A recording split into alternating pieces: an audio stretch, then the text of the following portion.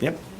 Okay, good evening everybody. I'm Carlos Monsalve. I'm a freshman here at Cal Poly Pomona, and I'm here to propose the claim that raising the minimum wage is counterproductive. Recently, I got my first job, so it's a minimum wage job, so I kind of know a little bit about like minimum wage. Not since it was my first job, I thought, oh, $10 per hour, that's amazing, right? And then now that I heard that they're gonna raise it to $15 an hour, I'm like, wow, even more money, right? But as I did research, I began to realize that this was not actually the case. And this is for 3 reasons. Raising the minimum wage does not, it fails to address the issue of poverty. 2, raising the minimum wage negatively affects wage-based people. And 3, raising the minimum wage may lead to more unemployment. So going to the first claim, that raising the minimum wage fails to address the issue of poverty. The whole idea behind this program was to address poverty, but it's kind of hard when people can't get the jobs. And there's more competition for those jobs when the wage is starting to increase. So 60%, according to Forbes, 60% of the officially poor do not work. So raising the minimum wage will make this even harder because there's more competition from teenagers to people who just honestly don't actually need the actual funds. And less than 15% of the wages will go to people below that poverty line, and less than a third is for families below the poverty line. So most of the people that are actually attaining the wage are from middle income families.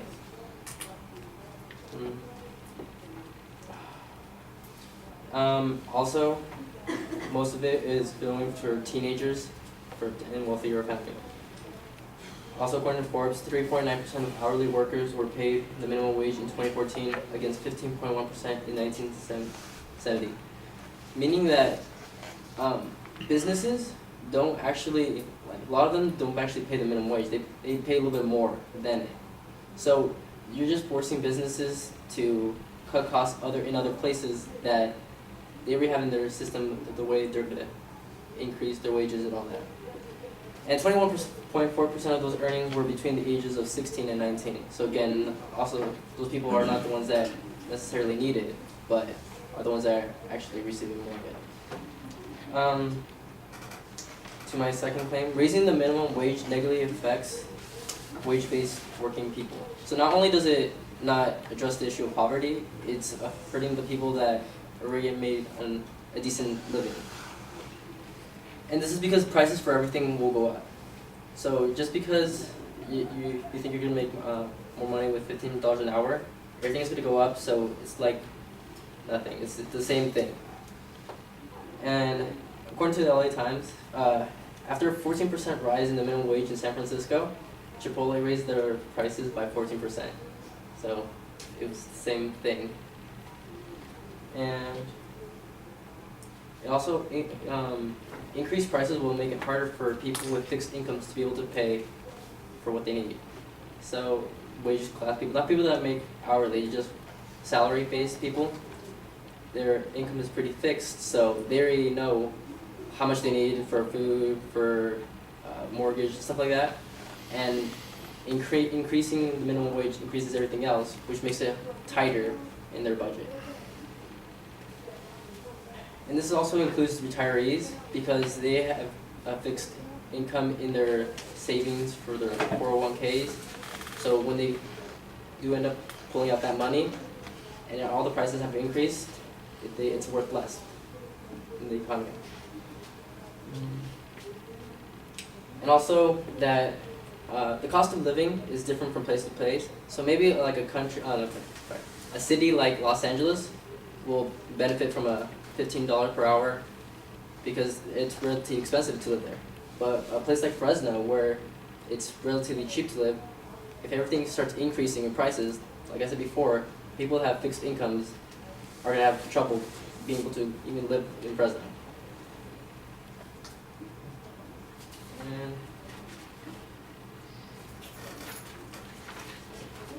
And then my third claim. Raising the minimum wage may lead to more employment.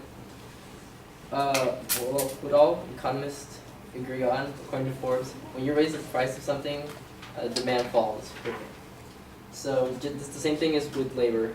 You raise the price for labor, businesses want less of it. So they're going to want more of skilled laborers that $15 per hour is worth.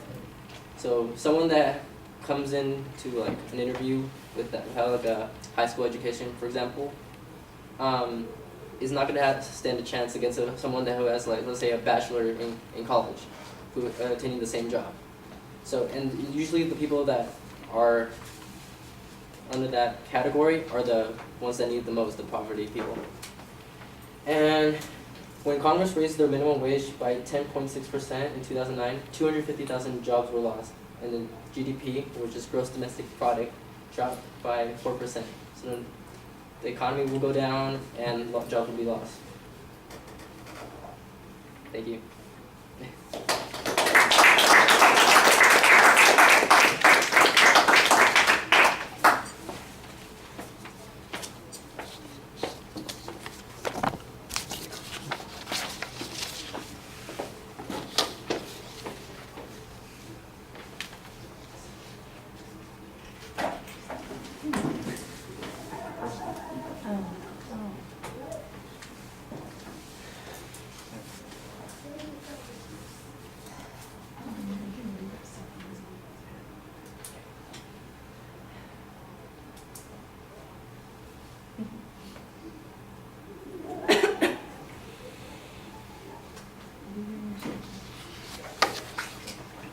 All right, Carlos, the argument's pretty straightforward. The proposition's clear. The secondary claims you laid out for us at the beginning.